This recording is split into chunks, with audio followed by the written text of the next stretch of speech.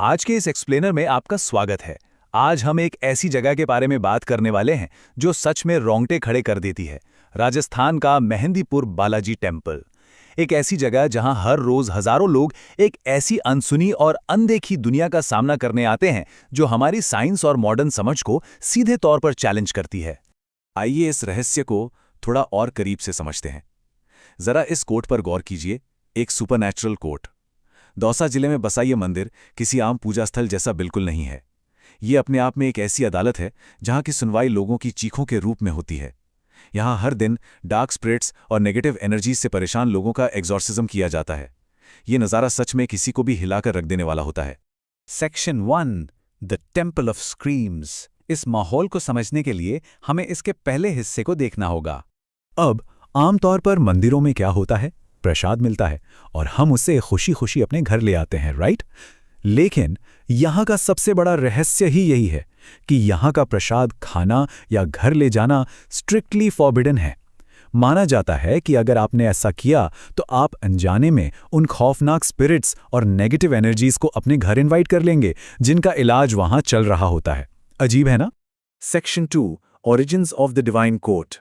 इन खौफनाक बातों के बीच ये जानना बहुत ज़रूरी है कि इस दरबार की आखिर शुरुआत कैसे हुई। ये टाइमलाइन बहुत क्लियरली दिखाती है कि कैसे अरावली की पहाड़ियों में छिपा एक छोटा सा जंगल लगभग 1000 सालों में इतने विशाल दरबार में बदल गया। कहानी शुरू होती है गोसाई जी महाराज के एक सपने से, जहां एक पूरी सेना एक खाली जगह पर प्रणाम कर रही थी। अगली ही रात 3 मूर्तियों ने सपने में आकर उन्हें सेवा का आदेश दिया और फिर घंटों और नगाड़ों की आवाज के बीच वहां श्री बालाजी की एक खुद प्रकट हुई यानी स्वयंभू मूर्ति मिली। 19वीं सेंचुरी आते आते इस जगह के चमत्कारों की चर्चा पूरे देश में होने लगी। यहाँ एक बहुत ही स्ट्रॉन्ग स्पिरिचुअल सिक्योरिटी रिंग बनी हुई है। इस एंशिएंट नगर स्टाइल टेम्पल में 3 देवता एक साथ काम करते हैं। पहले हैं श्री बालाजी महाराज, जो लॉर्ड हनुमान का रूप हैं। इनकी एनर्जी पास्ट लाइफ कर्सेस और डार्क फोर्सेस को डिस्ट्रॉय करती है। दूसरे हैं कोतवाल कप्तान भैरव जी, शिवा का फियर्स फॉर्म, जो नेगेटिव एनर्जीज के खिलाफ कमांडर का काम करते हैं। और तीसरे हैं प्रेतराज सरकार, जो विष्णु जी के पनिशिंग फॉर्म हैं। ये एक सुप्रीम जज की तरह काम करते हैं जो इन इवल स्पिरिट्स को पकड़कर सजा देते हैं।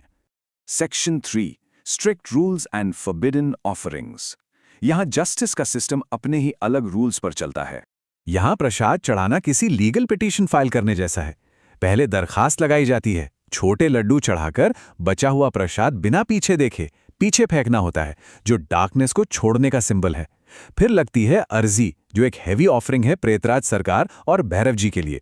और जब कोई मन्नत पूरी हो जाती है तो ट्यूसडे या सैटरडे को लोग सवामानी चढ़ाते हैं। ये बेसिकली एक तरीका है डिमोनिक पोजेशन से आज़ादी पाने का। अब जरा इस स्पेसिफिक नंबर पर ध्यान दीजिए, 2270 रुपए। ये अर्जी का बिल्कुल एग्जैक्ट कॉस्ट है।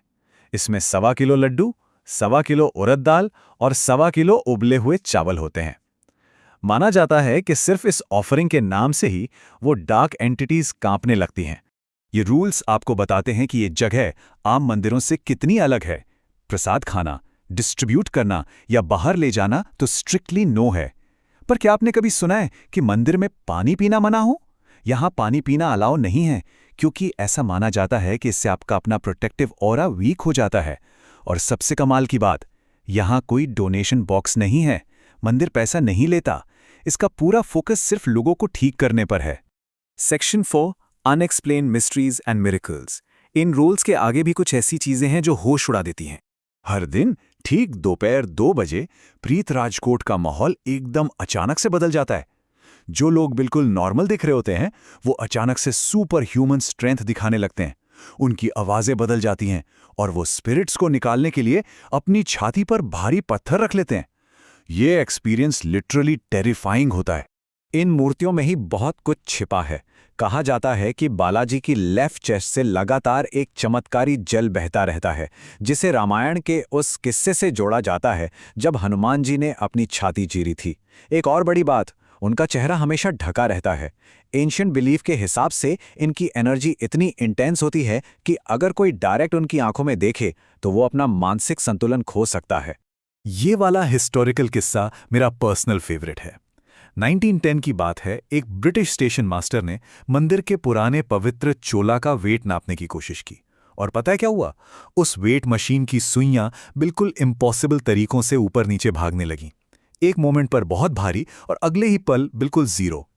इस इंसिडेंट ने मिथ और हिस्ट्री के बीच की लाइन को बुरी तरह ब्लर कर दिया था। Section 5, the science of the paranormal. लेकिन सोचिए, क्या हो अगर ये चीखती हुई आवाजें और भारी पत्थर सुपरनैचुरल हो ही ना? यहाँ एक बहुत ही क्लियर पिवट आता है। एक तरफ है स्पिरिचुअल व्यू, जो इसे डिमोनिक पोजेशन या काला जादू मानता है, जिसका इलाज एग्जॉर्सिज्म है। लेकिन मॉडर्न साइंस इन सब को कंप्लीटली रिजेक्ट करता है।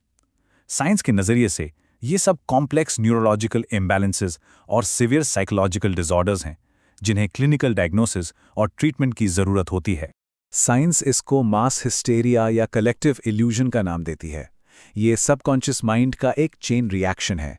मान लीजिए, एक फिजिकली और मेंटली थका हुआ इंसान 2 बजे के दरबार में एंटर करता है।